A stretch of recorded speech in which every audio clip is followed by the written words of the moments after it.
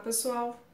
Então, conforme a gente tinha combinado, eu resolvi fazer esse vídeo tentando auxiliar vocês no estudo aí do sistema digestivo, né, do nosso trato gastrointestinal. Então, deem uma lida no material sugerido, né, do livro do Krause, capítulo inicial que fala sobre digestão, absorção, metabolização dos nutrientes, né, e o próprio material em PowerPoint que eu encaminhei para vocês, certo? Então a gente já começou a ter essa discussão em sala de aula e a gente vai fazer uma contextualização agora em vídeo, certo? Para auxiliar vocês aí no estudo, né, e entendimento da leitura sequencial que vocês farão. Quando a gente fala em sistema digestivo, nós temos que pensar em todos os órgãos que envolvem, né, a função do trato gastrointestinal e a relação íntima e direta que a gente tem com a nutrição, certo?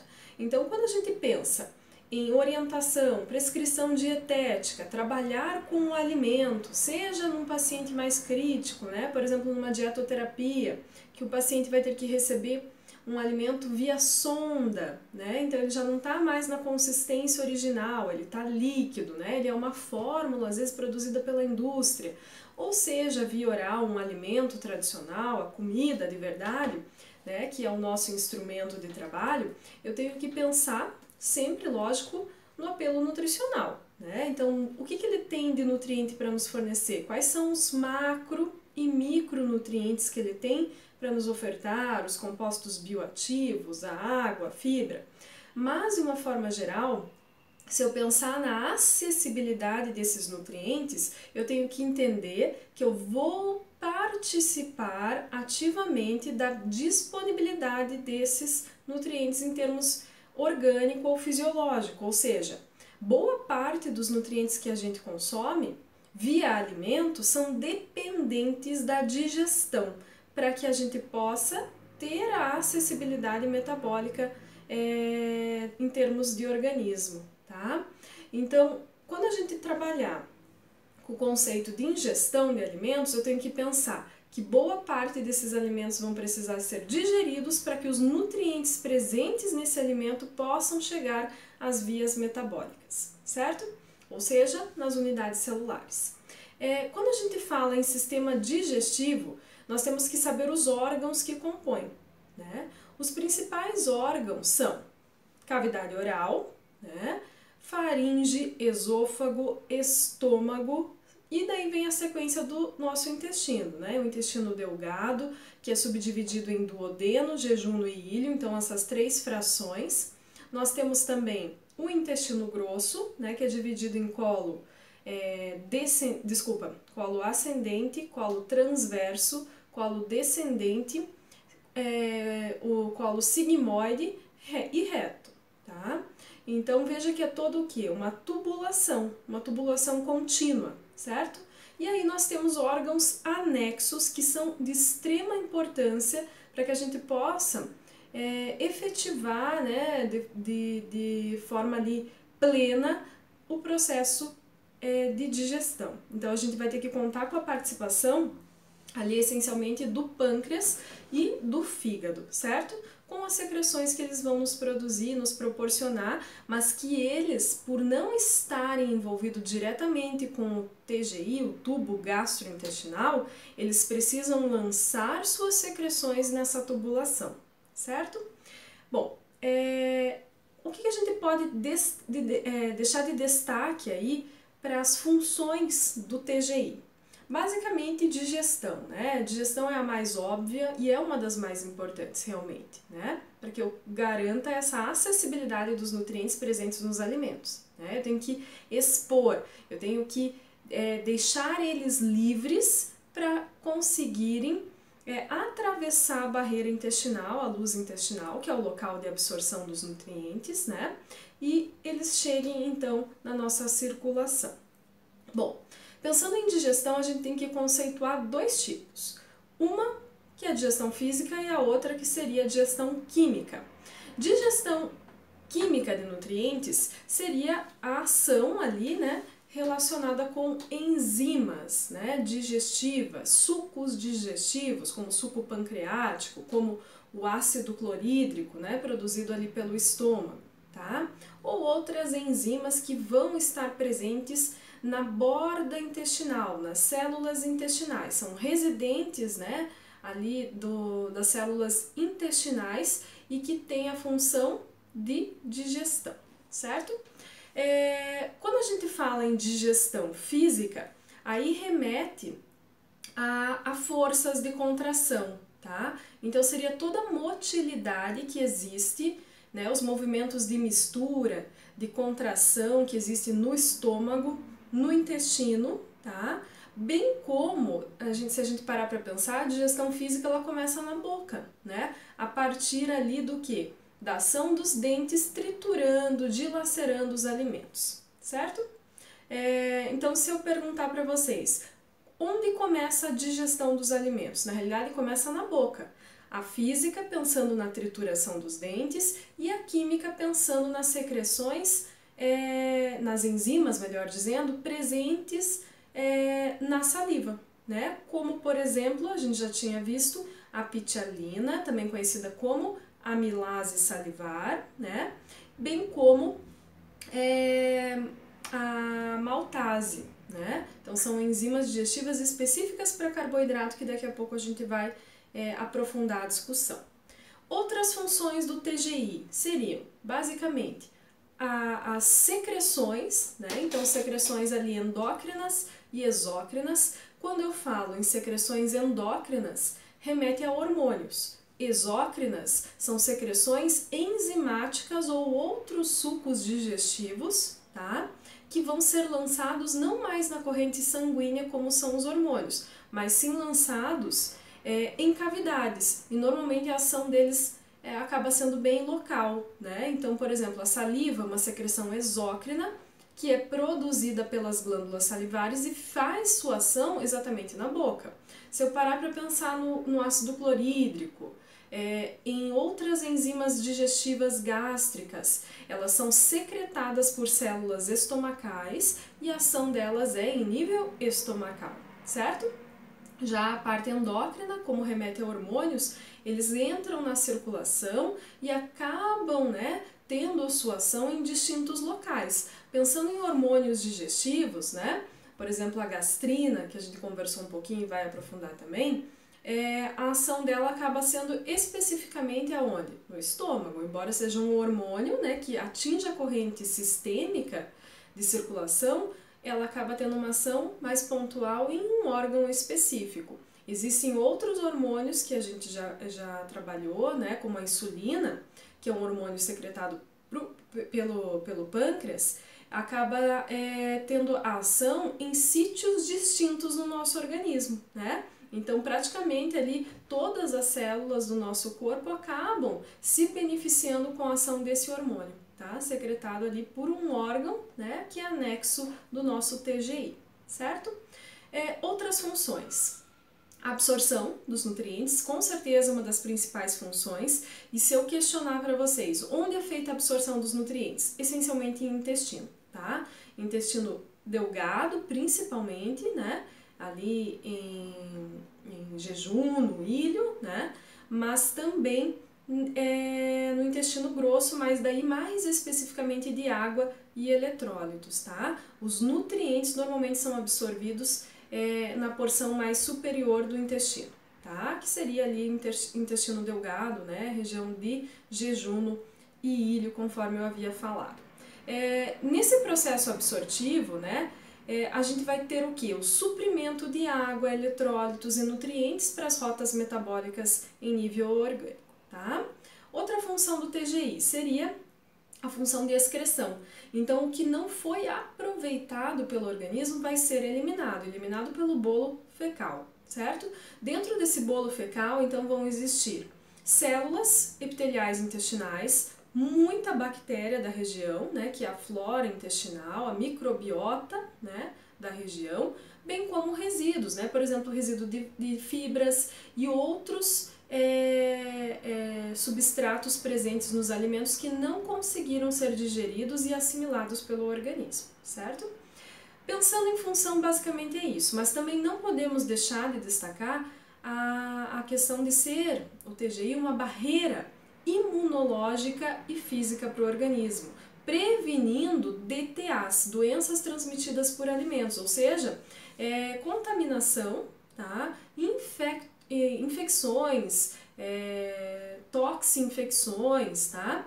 Que estejam relacionadas ao consumo de bactérias, vírus, fungos presente ali em alimento, né? Água, mão contaminada, certo? Então nós temos aí as principais funções. Pensando em gerência do TGI, quem é o grande gerente do nosso trato gastrointestinal? A gente pode, sem dúvida alguma, dizer que é o sistema nervoso. Sistema nervoso central, sistema nervoso periférico, certo? Então, por que eles são os grandes gerentes? Porque boa parte dos nossos órgãos relacionados ao TGI são musculatura lisa. E por serem músculos lisos, eles recebem o quê? Comandos involuntários, certo? Eles reagem de modo involuntário mediante a um estímulo. Normalmente esse estímulo, pensando em TGI, está relacionado à distensão do lúmen, né? Ou seja, distensão do estômago, distensão do duodeno, do jejuno, do íleon, dos cólons, né? Então é mais ou menos nesse sentido. A detecção da presença de um bolo alimentar na boca, a detecção da presença do quimo no estômago, a detecção da presença do quilo em nível intestinal, certo? Então, aonde aquele alimento já digerido, né, ou parcialmente digerido se encontra, vai havendo a sinalização. O órgão recebe por meio dos neurônios que fazem parte desse sistema, desse órgão, tá? Que são os neurônios intrínsecos, e leva um comando para o grande gerente, que é o sistema nervoso central superior, né, o nosso cérebro, tá? Então, a partir daí a gente começa a entender melhor também o reflexo da fome, o reflexo da saciedade, então uma questão de hipo e hiperglicemia, né? Tudo isso está condicionando aos estímulos que o nosso organismo vai recebendo e vai mediando o comando, seja de forma endócrina, seja de forma exócrina, para que os órgãos que agem de modo involuntário exerçam suas funções, certo? Quando a gente fala ainda em TGI, é bem importante a gente pensar como ele pode ser ativado, que excita esses neurônios. Basicamente, a gente conversou sobre a estimulação sensorial, né? Então, pensando ali em sabor, aroma, né? O cheiro, o aspecto visual do alimento, né? A percepção, né, da fome em nível orgânico, então com a queda glicêmica, tá? Já ativa o nosso TGI, a gente percebe isso porque o estômago começa a roncar, né? A gente começa a salivar quando vê um alimento, quando tem a presença do alimento na boca ou em nível estomacal também, tá? São formas de ativar todo o TGI, certo? E um local sendo ativado, a gente consegue propagar essa informação, tá? Para todo TGI. Então veja, a boca recebendo um alimento, ela já vai comunicando, já vai sinalizando o estômago, o intestino, que algo vai acontecer na sequência, que ele precisa ser ativado. E quando a gente fala ativação, seria o desempenho das suas funções digestiva, secretora, absortiva, etc. Certo? Outras questões bem importantes em relação ainda à absorção. Quando a gente pensa em nutrientes que já estão disponíveis no alimento para serem absorvidos, a gente vai resumir basicamente no seguinte sentido: seriam a água, vitaminas e minerais, né, eletrólitos, bem como o álcool e os nutrientes na sua menor conformação estrutural. Por exemplo, aminoácidos, ácidos graxos livres, né? E os monossacarídeos, ali como a glicose, né, como a galactose, certo?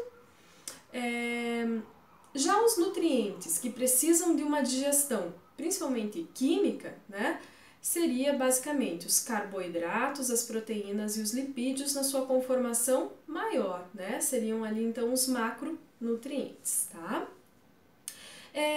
Pensando então agora em órgãos do TGI, tá? Como que a gente pode subdividir? A gente falou que ele começa na cavidade oral, legal. Então, o que a gente tem na boca que vai participar diretamente ali da digestão dos nutrientes? Primeiramente, digestão física feita pelos dentes, né? Dianteiros para cortar, os caninos para dilacerar o alimento e os posteriores, né? Mais para macerar, né? Destruir mesmo qualquer fibra alimentar ali, né? Começar a expor o alimento às secreções também digestivas presentes ali na saliva, certo? Então, pensando agora especificamente em digestão química na boca, a gente é dependente da saliva. A saliva ela é produzida pelas glândulas salivares, mais precisamente a glândula sublingual, submandibular e a glândula parótida, tá? Essas glândulas então vão produzir a saliva, que é rica em mucina, que é um lubrificante, certo? Ela deixa a saliva mais viscosa, né? Mas facilita muito a deglutição, tá? Lembrando que a gente vai chamar agora o alimento que está sofrendo uma digestão física e química na boca de bolo alimentar. Além disso, o que mais que a gente tem de processo químico da digestão de nutrientes ali na boca? Pitialina, também conhecida como alfa-amilase, que é uma enzima que vai ter como princípio digestivo a força para degradar os polissacarídeos como o amido, certo? Outra enzima digestiva também específica para carboidrato é a maltase, que degrada a maltose, certo? Que é um disacarídeo, né? Formado ali por 2 moléculas de glicose. Tá? Então, se eu perguntar para vocês o que acontece de digestão química na boca, é basicamente carboidrato, certo? Proteína não existe nada, né, que esteja relacionado à digestão. E pensando em lipídios, nós até produzimos a lipase lingual, porém ela não encontra um pH ideal para sua atuação, tá? Então ela está presente, mas ela não é efetiva. Certo? Então, nós não temos digestão de lipídio na boca. Bom, partindo da deglutição agora, né? Veja que uma boa parte da deglutição, ela vai ser voluntária, mas a grande parte, a maior parte, melhor dizendo, ela é involuntária, tá? Isso está relacionado com a musculatura que está presente ali, tá? Principalmente ali no esôfago. Inicialmente nós temos uma comunicação direta da cavidade oral com a faringe. A faringe ela era subdividida em 3 partes. A nasofaringe, a nasofaringe, a orofaringe e a laringofaringe, certo? A orofaringe seria a comunicação direta da boca com a faringe, certo? Que é a via tradicional, né, de entrada dos alimentos. A nasofaringe é uma comunicação que a gente vai ter por uma alimentação não convencional, por exemplo, via sonda, tá? Então, sonda nasogástrica, por exemplo. Mas vamos pensar então ali na faringe. Na realidade é um órgão pequeno, de aproximadamente 15 centímetros, que tem como objetivo encaminhar o alimento da cavidade oral, tá? Para o esôfago, certo? Mas tem algo bem importante presente ali na laringofaringe, que evita a broncoaspiração, que é a epiglote, tá? A epiglote, ela vai sempre estar aberta, tá? Vai estar levantada. Mas quando eu tenho o processo de deglutição, esse bolo alimentar excita neurônios da faringe, que vão levar um comando para essa epiglote fechar, obstruir a traqueia. Consequentemente, esse bolo alimentar não tem acesso às vias aéreas, tá? Ele tem como rumo um órgão que está logo atrás da traqueia, que sim, né, é o destino correto, ou seja, o esôfago, certo? Então, quando a gente tem um acidente, né, ou algum problema relacionado à irrigação, né, de células da região, né, por exemplo, um acidente vascular, que pode gerar um comprometimento dos neurônios da região, dos nervos da região, esse controle pode ser afetado, né? Então, uma pessoa que perde o controle da deglutição e fica exposto à broncoaspiração, tá? Então, um paciente de risco que tem que ter uma alteração ali, talvez da consistência ou até da via de administração do alimento, certo? Bom, pensando agora em esôfago, ele é subdividido em 3 porções também. É a cervical, é a torácica e a abdominal, tá? Tem um esfíncter esofágico superior e um esfíncter esofágico inferior, que é conhecido também como cárdia. Esse esfíncter esofágico inferior, ele faz contato direto ali com o estômago, certo? Esse esfíncter mantém-se fechado e ele só vai abrir no momento que eu tiver a passagem do alimento. Imediatamente após essa passagem, ele fecha. Ele recebe boa parte dessa força de pressão pelo músculo diafragmático, tá? Que fica bem na transição ali entre o esôfago e o estômago, tá? Pensando em estômago, né? O certo fisiológico é que ele fique abaixo, tá? O estômago fique abaixo do assoalho diafragmático, tá? Isso é uma fisiologia, isso é um funcionamento normal, é uma posição anatômica normal, tá? E aí a gente tem um hiato, que é um buraco nesse diafragma que permite a passagem do esôfago e a comunicação efetiva entre o esôfago e o estômago. Quem separa, né, o esôfago do estômago, então seria o esfíncter esofágico inferior, certo? Pensando em estômago, né? Quais seriam ali as funções do estômago? Basicamente, armazenar temporariamente o alimento, e esse alimento, quando ele começa, melhor dizendo, esse bolo alimentar, quando chega no estômago, ele passa a receber a influência de várias enzimas digestivas, né? Que são produzidas por células estomacais, bem como do ácido clorídrico. Então, a gente não tem mais um bolo alimentar, mas sim a produção de um quimo extremamente ácido em função do pH estomacal ser baixo, tá? Além dessa função de reserva, né, a gente tem a função então digestiva. Digestiva de quem? Proteína e lipídios. No estômago nós não temos digestão de carboidrato, tá? Ela só vai ser retomada no duodeno pela ação das enzimas pancreáticas. Outras funções ali do estômago seria aquela questão do movimento de mistura, de contração. Então a gente tem também uma questão de digestão física nesse processo, tá?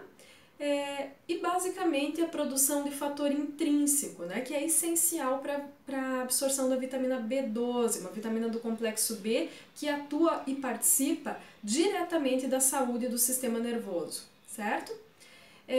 Pensando ali então em células secretoras de estômago, nós temos, primeiro de tudo, células epiteliais, tá? Também conhecidas como células mucosas, que tem como objetivo a produção de muco.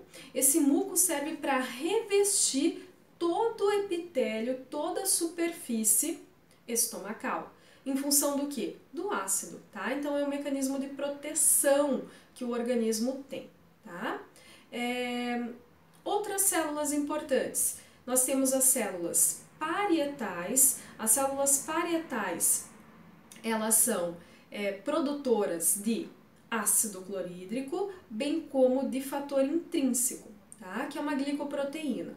Então, quando eu consumo um alimento via oral rico em B12, normalmente os alimentos de origem animal, essa B12 vai fazer um link com o fator intrínseco produzido em nível estomacal, e quando ela passar para o intestino delgado, mais especificamente na porção final do intestino delgado, ou seja, no ilho, vai haver a possibilidade de absorção. Só que veja que interessante, a B12 só vai ser absorvida na presença do fator intrínseco, porque o fator intrínseco seria a chave para a fechadura nesse processo absortivo, certo? Então, pessoas que têm acloridria, ou seja, ausência da produção de ácido clorídrico, gastrite autoimune, que é uma lesão das células estomacais, como por exemplo a parietal, que vai produzir HCl, ou seja, tanto na acloridria, que é a ausência da produção do HCl, é uma falha da fisiologia, o que eu vou ter aí em jogo?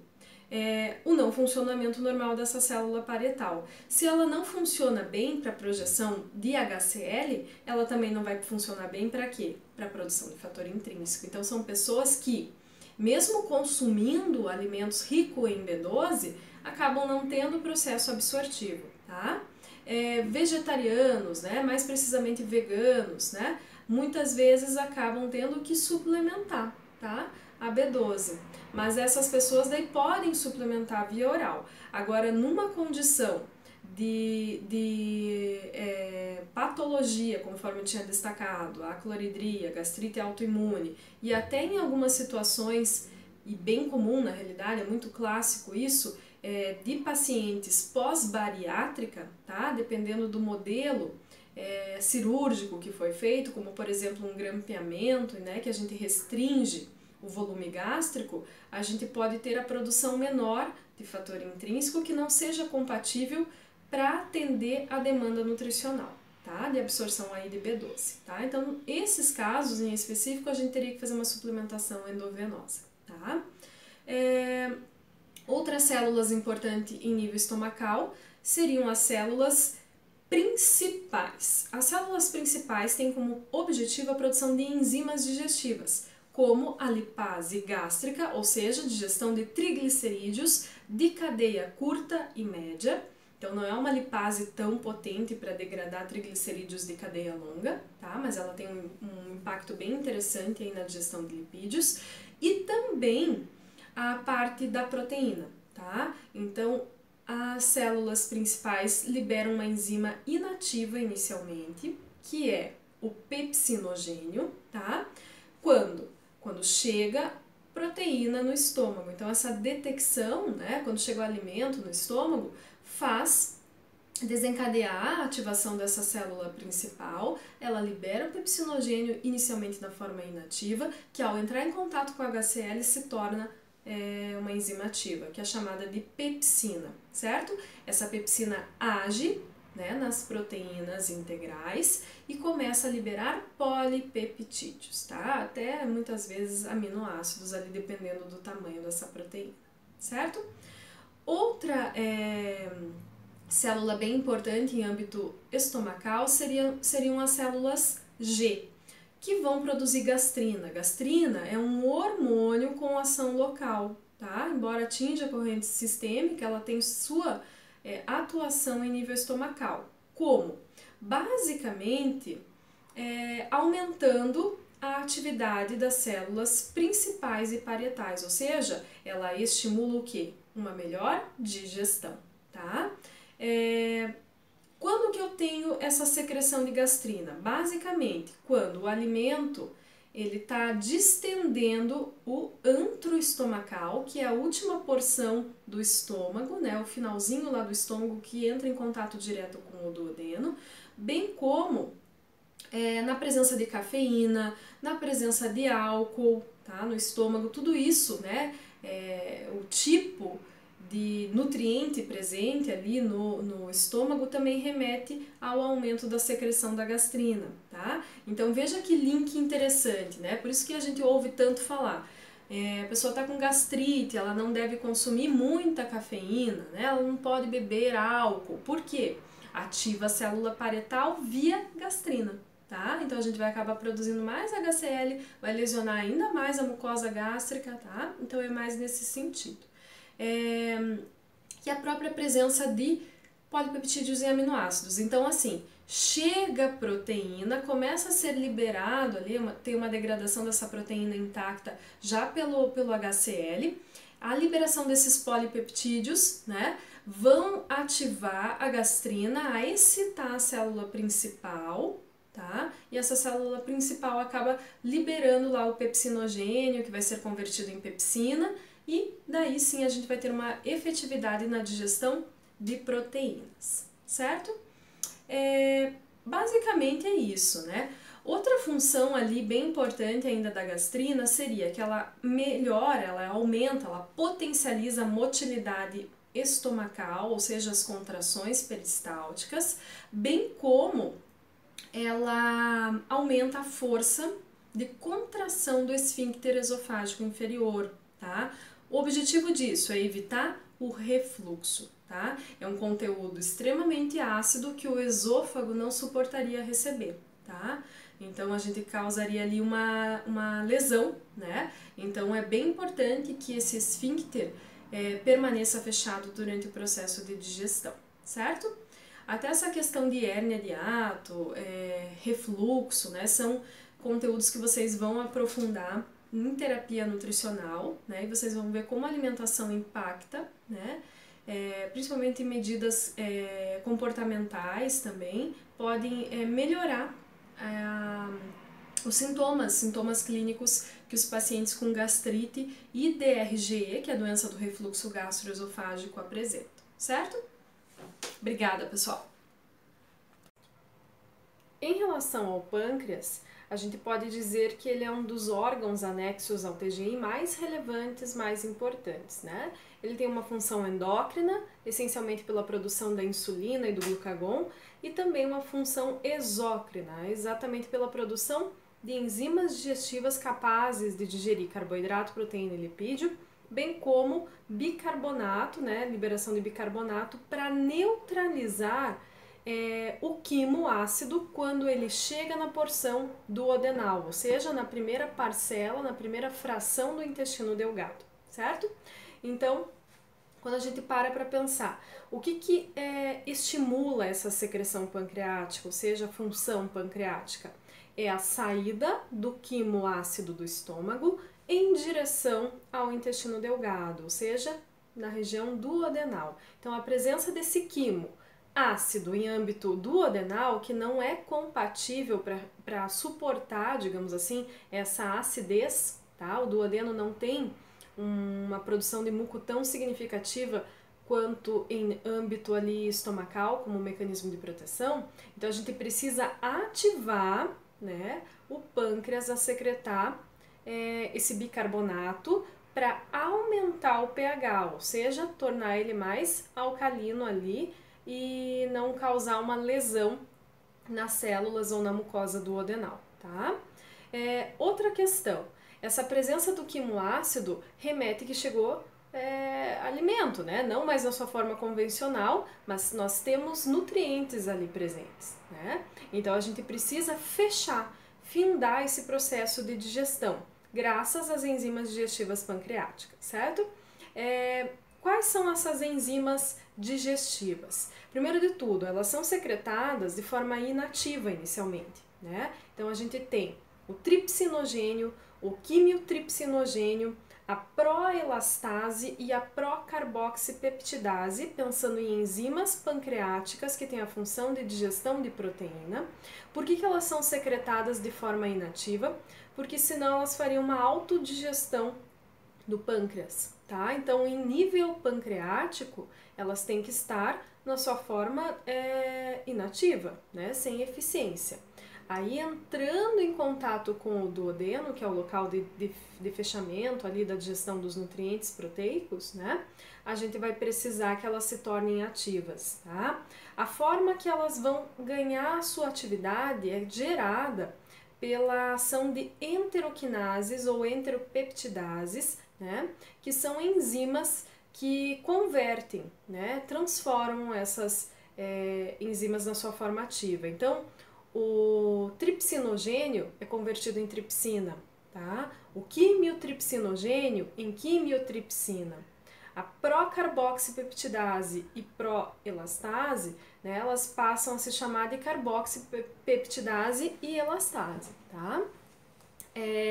Então, assim, a gente tem as formas ativas enzimáticas que são compatíveis com o fechamento da digestão de proteínas e liberação efetiva ali de aminoácidos no duodeno para que possam ser absorvidos nas porções subsequentes do intestino delgado, né? Mais precisamente no jejum ali e até um pouco do ilho, tá?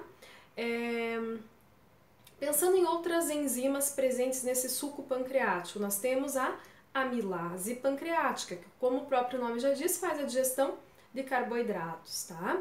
E pensando também em termos de outro macronutriente, no caso o lipídio, nós temos a lipase pancreática, que também faz o fechamento da digestão desse macronutriente, certo? Então a gente tem o quê? O fechamento, né, da digestão de todos os nossos macronutrientes em âmbito duodenal, tá? O que a gente pode falar também em termos de pâncreas, né?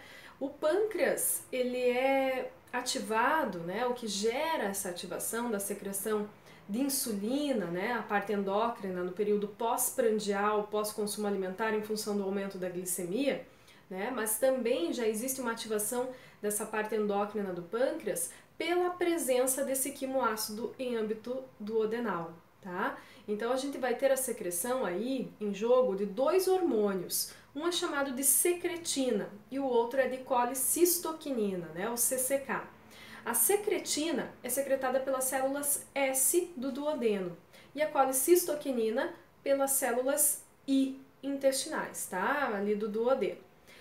A secretina, ela então vai ativar o pâncreas a liberar bicarbonato, água no duodeno e essas enzimas digestivas para fechar esse processo de digestão, e ela também está relacionada com a produção, né, de insulina, melhor dizendo, liberação de insulina pelas ilhotas de Langerhans, né, que é a parte ali das células beta, mais precisamente do pâncreas, liberando a insulina em âmbito sistêmico, ou seja, é um destino para a circulação como um todo desse hormônio, né, vai atingir a grande circulação e daí vai ter a sua ação ali ampliando a captação de nutrientes em âmbito celular, tá? À medida que vão sendo absorvidos pela luz intestinal. Então veja que uma coisa está atrelada à outra, né? Eu vou começar a fechar ali o processo de digestão, vou dar o start, o início ali pro processo de absorção.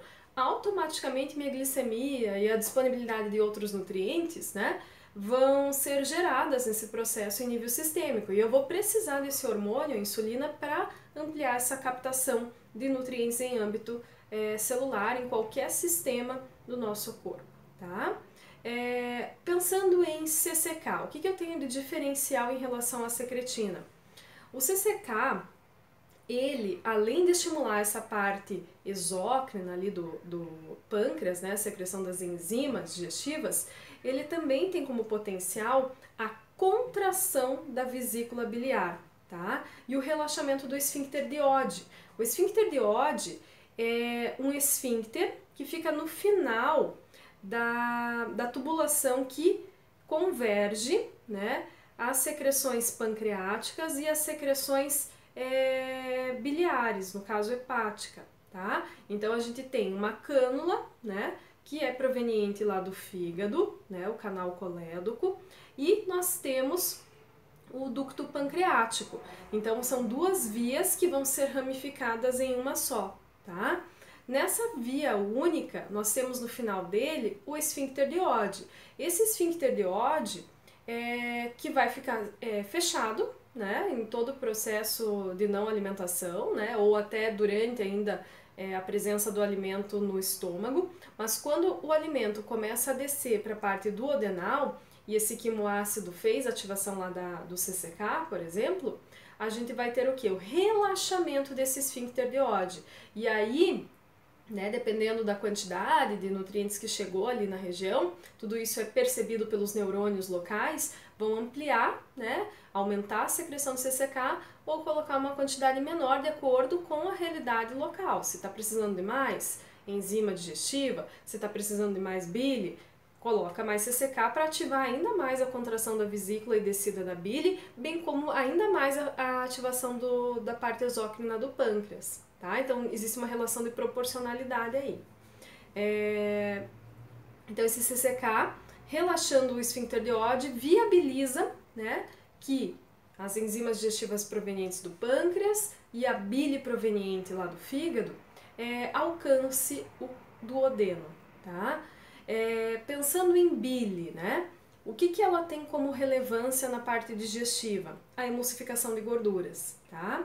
Então a gente fala que é um verdadeiro detergente, né? Ela que consegue envolver as gorduras, né, provenientes ali da alimentação, para que a gente possa viabilizar a ação da lipase pancreática, tá? Sem a bile, essa lipase pancreática poderia ser prejudicada em termos de funcionalidade, né? Então ela não teria a sua ação sendo efetivada, tá?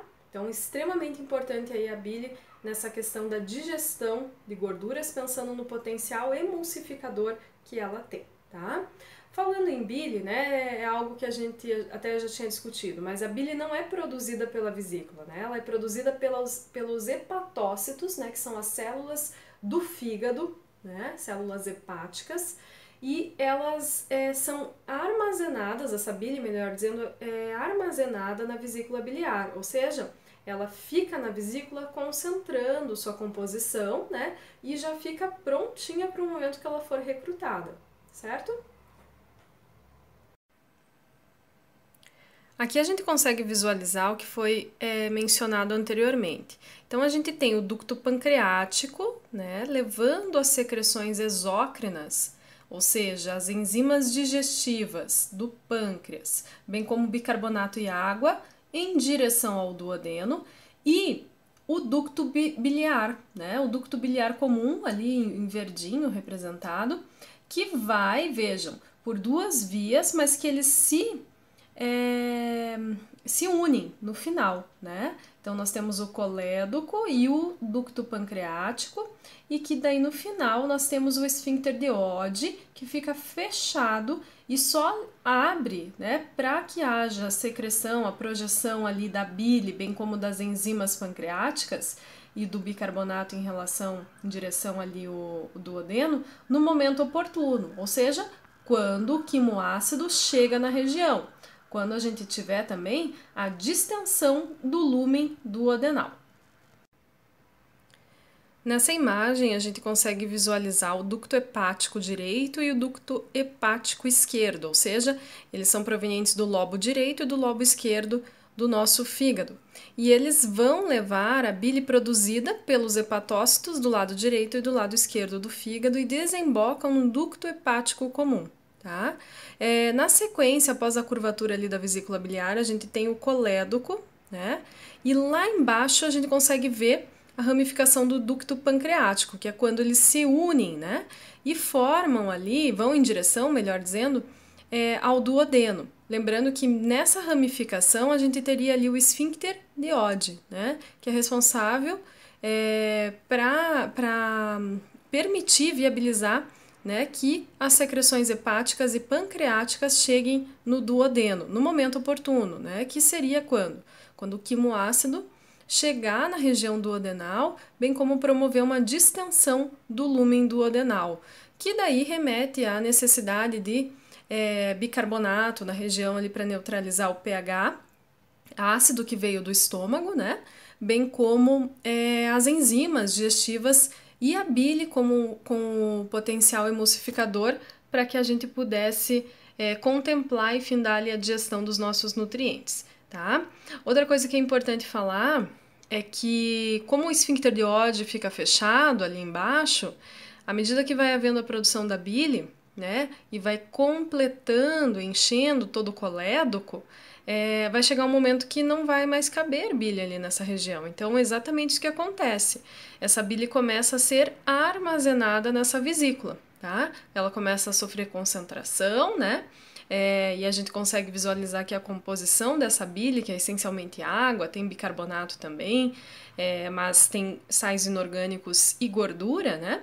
E ela tem a função de emulsificar, né? De viabilizar ali a exposição do conteúdo lipídico que chegou no duodeno ainda sem ser digerido de forma plena, né, para as enzimas que têm esse potencial digestivo, como a lipase pancreática. Essa imagem a gente também consegue visualizar bem, né?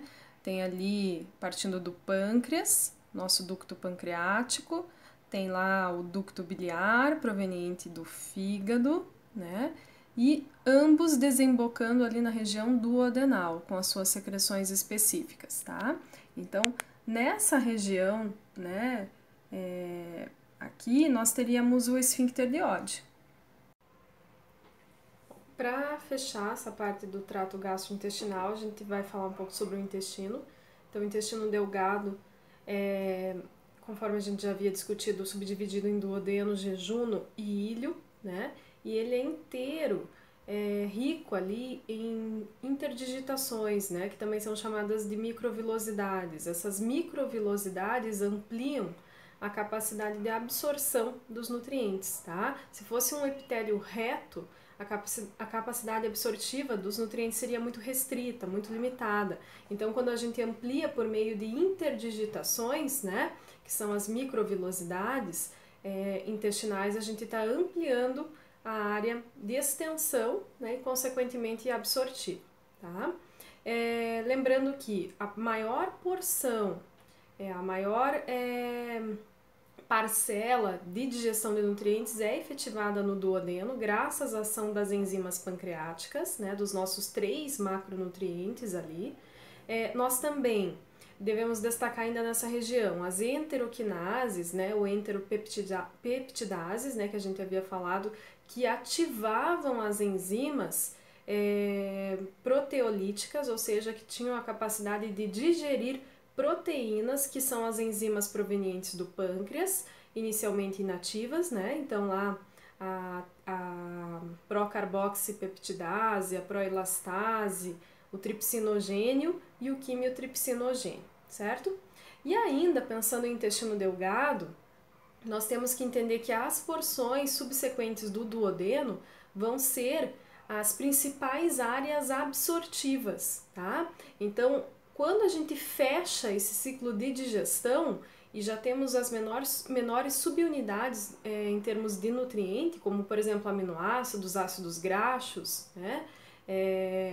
Os próprios monossacarídeos, né? As vitaminas, né? Lipossolúveis e hidrossolúveis que chegam na região, remédios também, né? Boa parte acabam sendo absorvidas ali na região jejunal e do ilho. Tá? Então, até a parte do ilho, o fechamento do ilho, né, a gente vai acabar fechando, né, finalizando esse ciclo absortivo. Tá? Outra coisa que vale destacar, que também tem um potencial digestivo, são algumas enzimas da borda em escova da região do duodeno, tá? E bem do início do jejuno, que são chamadas de disacaridases. Essas disacaridases são as enzimas responsáveis pela hidrólise, pela quebra, tá, dos disacarídeos, que são, né, a sacarose, a maltose e também a nossa lactose, né? Então, vejam, os polissacarídeos, os oligosacarídeos são digeridos, né, em várias partes do nosso organismo, lá na boca inicialmente, depois lá no duodeno pelas enzimas pancreáticas, mas no máximo eles conseguem liberar disacarídeos, mas os disacarídeos ainda são moléculas relativamente grandes para serem absorvidas na luz intestinal. Então a gente precisa liberar quem? Os monossacarídeos, né? E isso é garantido exatamente por essas disacaridases. Então são enzimas presentes na borda em escova do intestino, tá? Então se a gente pensar na lactase, ela vai quebrar a lactose, né, o açúcar, por exemplo, do leite e dos seus derivados, e vai liberar uma molécula de glicose e uma de galactose, ou seja, nós temos 2 monossacarídeos passíveis de serem absorvidos, tá? A maltase, né, quebra a maltose em 2 moléculas de glicose, e a sacarase vai quebrar a sacarose em uma unidade de frutose mais uma de glicose, tá? Então, daí a gente pode pensar, né, nas pessoas que têm a intolerância, por exemplo, à lactose, está condicionada à diminuição, tá, da produção dessa enzima, no caso ali a lactase, que está presente na borda em escova. Então, quando a lactase fica ali presente, ela fermenta, ela não consegue ser degradada e nem ser absorvida, né, porque ela precisa estar subdividida, fracionada em monossacarídeo.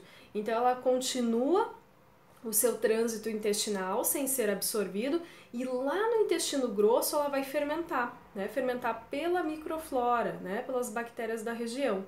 Então ela começa a ser usada como combustível energético por essas bactérias e daí essas bactérias acabam ali produzindo gases, né, metano, CO2, e acaba causando desconforto, né, desconforto para a região mesmo, então distensão do abdômen, cólica, né, e flatulência, certo? Então, pensando em intestino delgado, o que a gente pode resumir?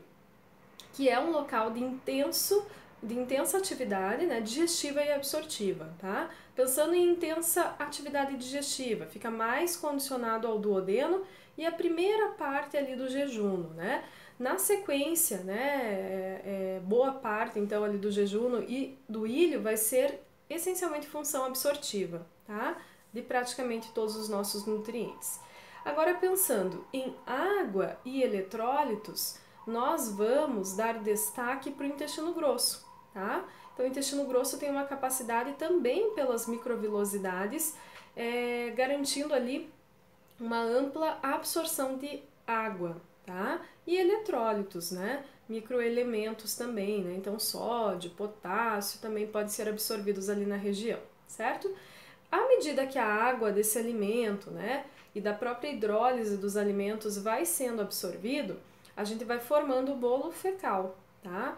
Então, vai tomando forma, né, as fezes, e vai agregando, além desses resíduos que não foram bioutilizados, né, degradados e absorvidos pelo organismo, como por exemplo as fibras, né, a gente vai ter presença de bactérias, né, da região e células intestinais que já perderam sua funcionalidade, sendo eliminadas por meio das fezes, tá?